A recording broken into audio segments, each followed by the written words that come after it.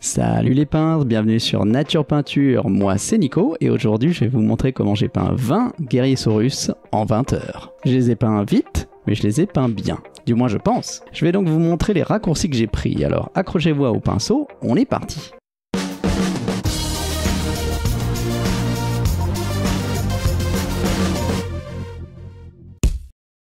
J'avais déjà 10 vieux Guerrier-Saurus dans ma collection, et même si les figues accusent leur âge, j'ai vraiment aimé la palette de couleurs que j'ai choisie, donc j'ai voulu garder celle-ci pour les nouveaux modèles. Et comme j'en avais 20 à peindre, je savais qu'il me fallait trouver un moyen efficace de le faire. J'ai tendance à ne pas aimer le terme speed painting, car pour moi il implique souvent que peindre est une corvée, ce qui n'est pas du tout le cas pour moi. Je voulais donc que le projet soit plaisant et amusant, ce qui dans mon cas implique de prendre le temps de faire de jolies éclaircies. C'est tout simplement ma partie préférée. Mais j'ai quand même 20 mecs à peindre et ce sont des troupes de base, donc je dois trouver un compromis entre le temps passé et la qualité du rendu. Ce compromis consiste à essayer de viser 1 heure par figue, ce qui me semble raisonnable compte tenu de la simplicité des modèles. Voyons comment j'ai fait ça. Je commence donc ces miniatures de la même manière que je démarre tous mes séraphons, c'est-à-dire en peignant la peau blanche. Et voici le premier raccourci, je le fais lors de la sous-couche. Je prends 2 bombes de peinture pour faire un zénithal pour la peau. J'utilise une bombe bleue que j'ai achetée dans un magasin de bricolage à côté de chez moi, puis j'ai pulvérisé par en haut avec du grey cire. Je n'ai pas utilisé l'aérographe ici car cela prendrait trop de temps pour seulement me donner un dégradé légèrement plus doux sur des troupes de base. Et maintenant il est temps de passer à la vraie peinture, et étant donné le look de ces gars, c'est évident que je vais utiliser beaucoup de peinture contraste pour les premières couches. Je réutilise une technique que j'ai essayé sur mes skinks caméléons en appliquant une première couche d'une peinture contraste bleu foncé que honnêtement j'aurais dû rendre encore plus foncé. Vient ensuite un brossage à sec de blanc cassé appuyé sur cette couche initiale. Je vise principalement les parties des figurines qui font face à la lumière, à savoir les épaules, la tête et la queue. Tout cela agit comme un pré-ombrage sympa pour les couches de contraste suivantes, car cela me donne un peu de lining et une texture intéressante en raison de mes coups de pinceau un peu bruts. Ensuite j'applique les couleurs que je veux. Un joli turquoise pour les écailles, proche de la colonne d'épines.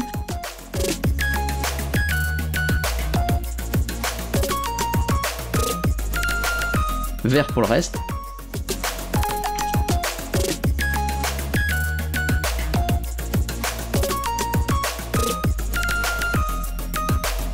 Et noir pour les épines dorsales elles-mêmes.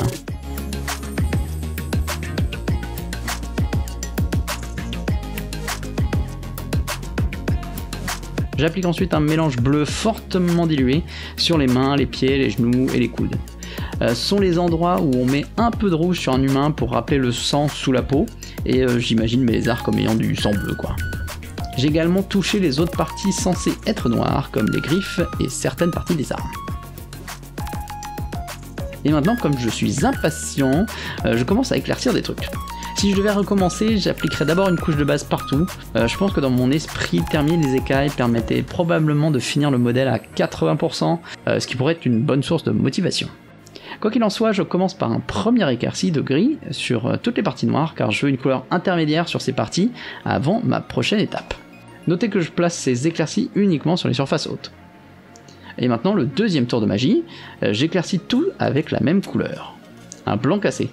L'important c'est que je dilue cette peinture de sorte que lorsque je l'applique, elle donne l'impression que je viens de mélanger le blanc cassé avec la couleur en dessous. Et si je veux que certains endroits soient plus clairs, je fais juste un deuxième passage. C'est très efficace et ça me permet de faire des éclaircies sur une unité de 20 troupes de base. Je réserve également ces éclaircies uniquement aux épaules, la tête et les armes.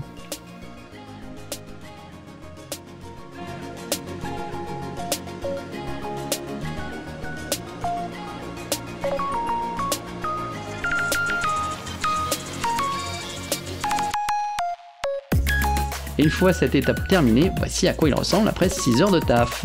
Je suis assez confiant pour le moment.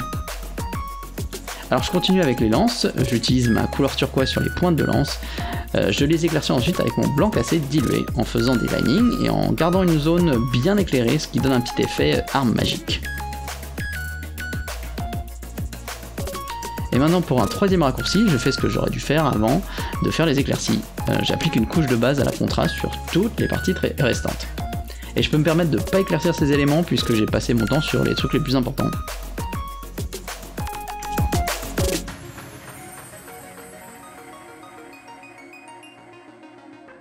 voici à quoi ça ressemble après 10 heures de taf. Je trouve ça très honnête.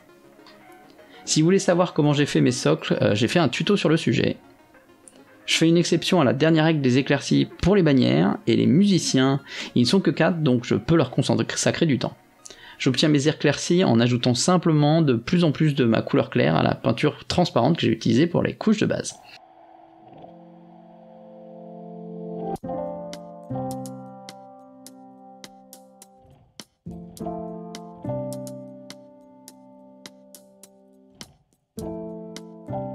Le turquoise prend un blanc cassé et le violet un rose.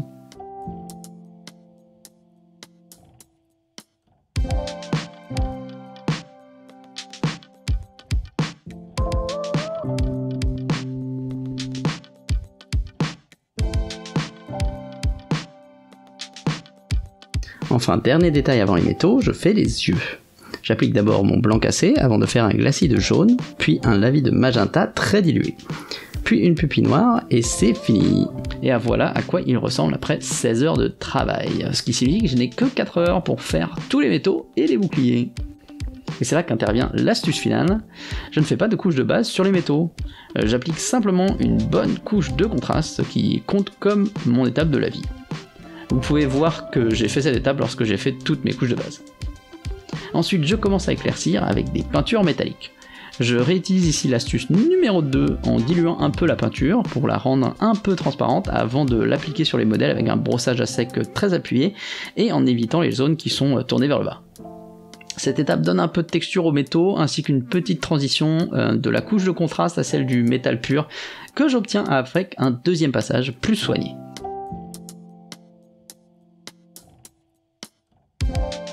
Je garde celui-ci sur les zones qui font face au ciel puisque c'est là que se trouve le soleil. Je ne fais pas d'autres éclaircies ici car ce sont des troupes de base et le rendu me semble assez bien.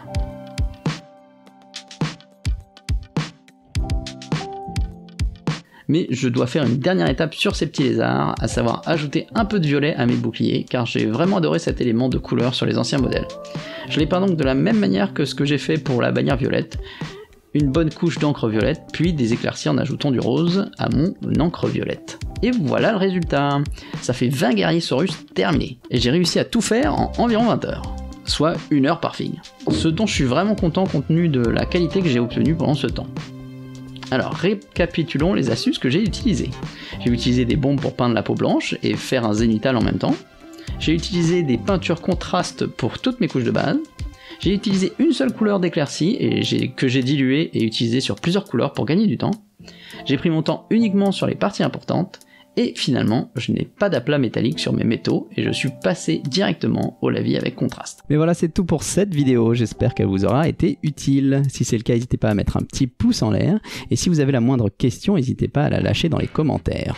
Et si ce genre de tuto vous a plu et que vous ne voulez pas rater le suivant, n'hésitez pas à vous abonner. Mais voilà, c'est tout pour moi. Il ne me reste plus qu'à vous souhaiter un excellent hobby et à vous dire à la prochaine. Salut, salut!